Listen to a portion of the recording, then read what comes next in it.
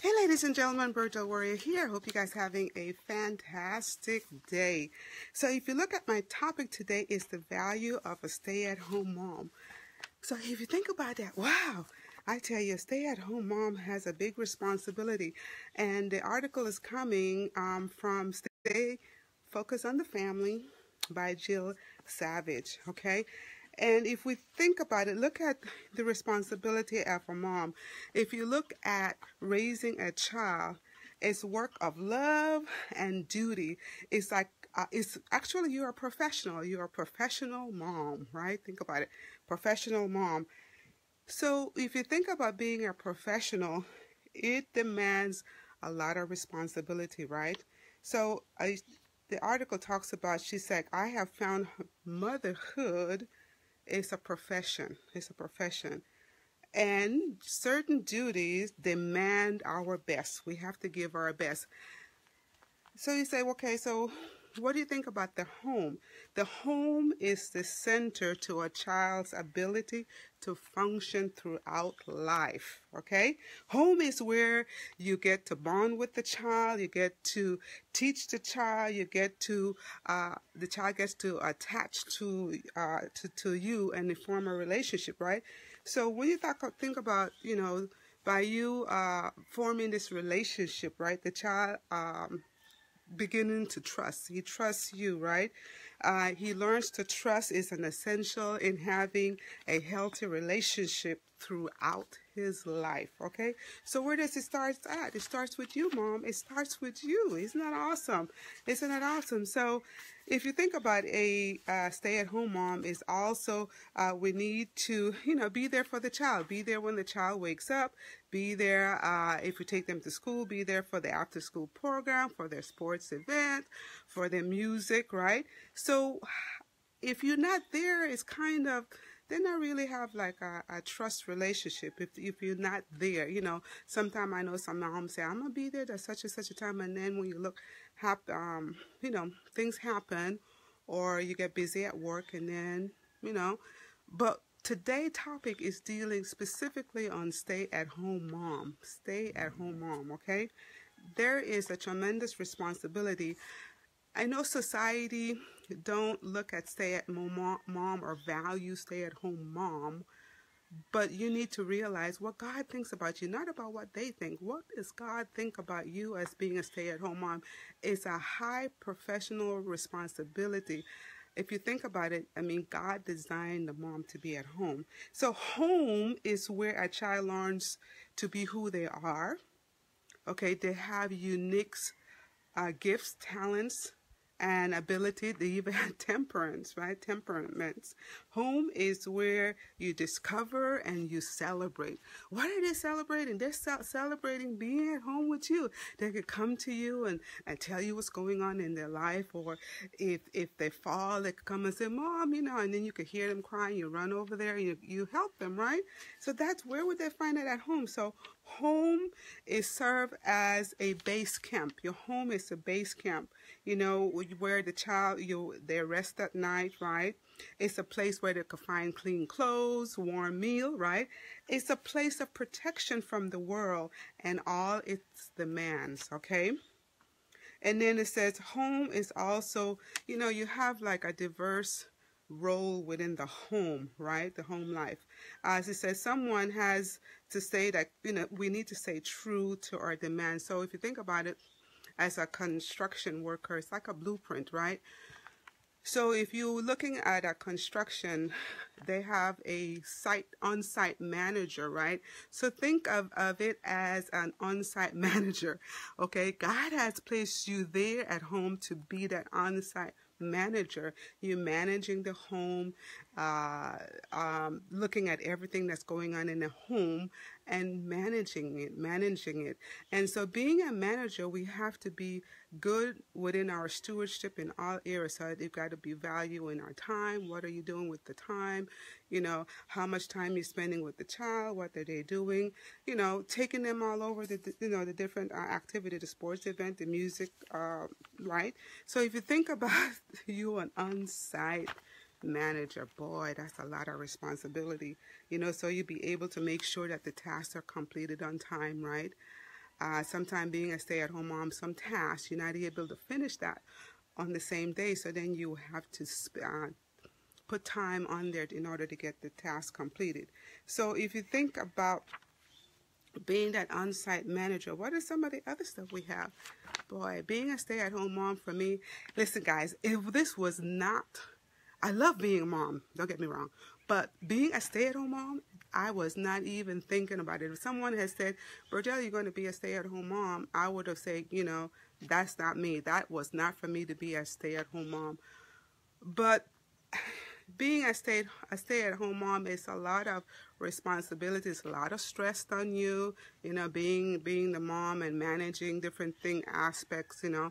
And so because I was so stubborn, you know, I prayed and asked God, you know, I was in the corporate America and I was working, and after a while it's like I was saying, Lord, is this all there is to it? Is that it? And then lo and behold, Lord said, okay, I'm going to give you something else. And so I was pregnant with my fifth child, and I had a 4-year-old, like I told you before, that I could no longer connect with, right? And so I'm asking talking to the Lord about the job, right? And then I've got this 4-year-old that I know I need to connect again, like, you know, fall in love again with this child. And so what do you think God did for me? I tell you. And so he decided, okay, then I'll make you a stay-at-home mom. And I mean, I cried, I fought, I did not want that. I did not want that. And so what did God do? He said, okay then, since you can't get it, what did he do? He allowed us to move away from all the family, all the distraction in life up here in the mountain. And it took me a while. I mean, I cried, I fought, I prayed, I fasted. And here I am, I mean, at home with my 2 daughters. I told you before I had the 3 boys, right? So I was working when I had the 3 boys, working corporate America with 3 boys, and then they were going to the public school. And so I was waiting for my 5-year-old to get 5-year-old, and I was going to put her into a private school, right? But lo and behold, my 5-year-old was praying for a sister or brother so she could be the oldest one, and God blessed her with that. And then I was not praying for another child, but God's, you know, and his mercy saw fit that that's what I needed. And so we moved up here, and my goodness, it's been an adventure, okay?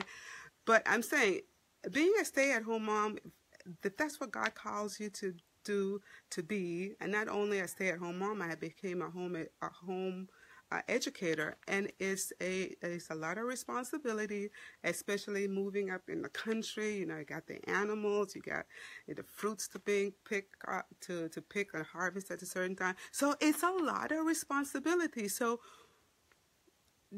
then I got to the place, surrender, mother, surrender. If God is calling you, I don't know why I'm telling you the story, but if God is calling you to be a stay-at-home mom, you know, there's a reason for that. There's a reason for that. We're supposed to be like the on-site manager to be able to bring up these children in such a way that will bring God a praise, honor, and glory. Okay, like I stated before, I fought and I just surrendered to the Lord and allow Him to move in my life.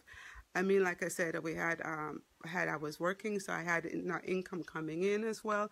And so sometimes God has to move us from certain areas in order for us to humble ourselves and realize that our source is not from man, but our source comes from God, and God uses man in other way to bless you. Hope that makes sense. So stay-at-home mom is it's a call. It's a calling on different moms' life. It's a calling. And unless we are true to the calling that God has for us, you're going to be stumbling. You're going to knock your head on the wall and wondering, well, why is this not going right? Why is this not going right? Knowing that God called you. If God's called you, lady, my sister, answer the call. Talk to your spouse. Talk to them and let them know. But when God calls you, you can tell, you know that he has called you. I'm telling you. And God works in mysterious ways. You wouldn't believe some of the things, that he does for us once we allow him to work in us.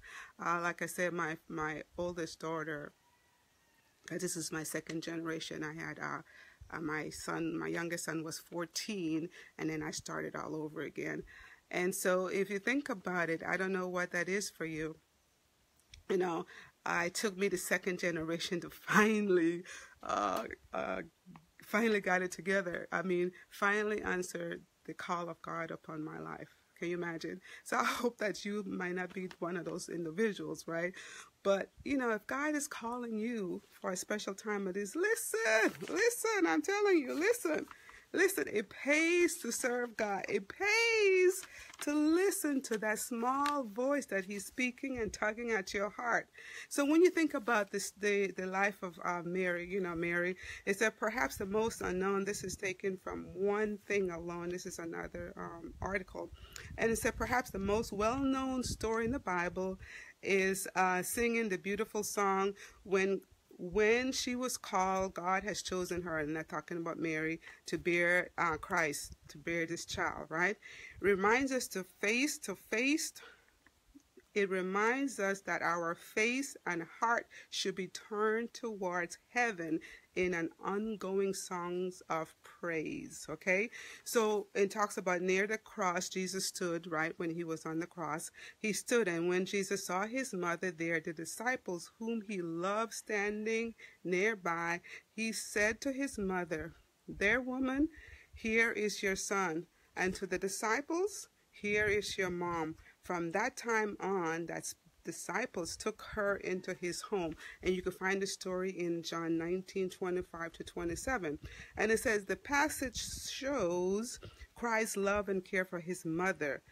It said, make no mistakes, Jesus values the roles you and I have as moms, and he demonstrates the care with which we should treat moms in our lives. So don't think about what society thinks about moms. I know sometimes you go to some of the churches, they devalue a stay-at-home mom. It's like, what do? You say, I'm a stay-at-home mom. Then thinking like you don't do anything, right? Now realize that is the highest calling on a mom, is to be a stay-at-home mom. It's a high calling. And sometimes what I'm finding is that God is not saying, call me to be a stay-at-home mom because, I don't know, let's say because, I am special. No. He just called me and I just surrender. Like I said, I fought for a long time, right? And finally, with my second generation, he finally got my attention. So I don't know what it is for you, Mom, but you are very special. It doesn't matter what society is telling you, that they value you.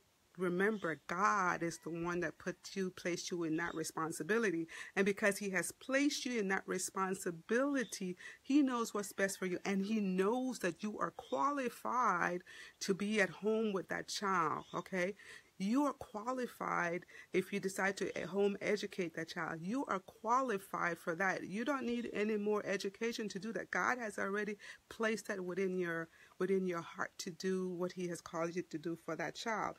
And then it goes on to talks about, it says, honor your father and your mother, right? And this was taken from Exodus 20:12.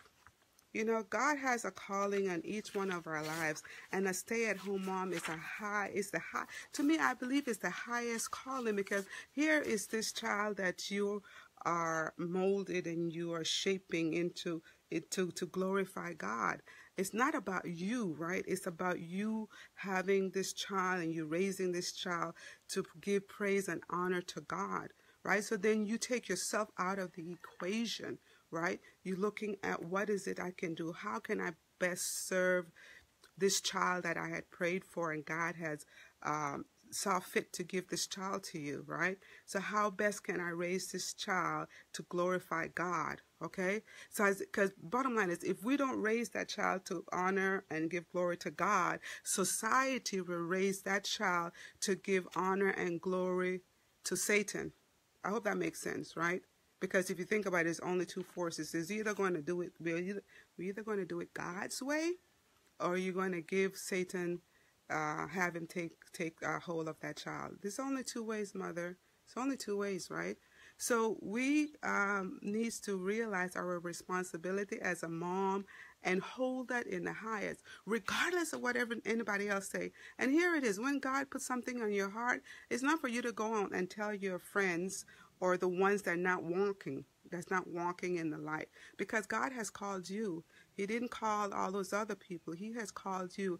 And maybe you might be the one that he called for you to start the journey. So when others decided to make that change, they could come to you and ask you for advice.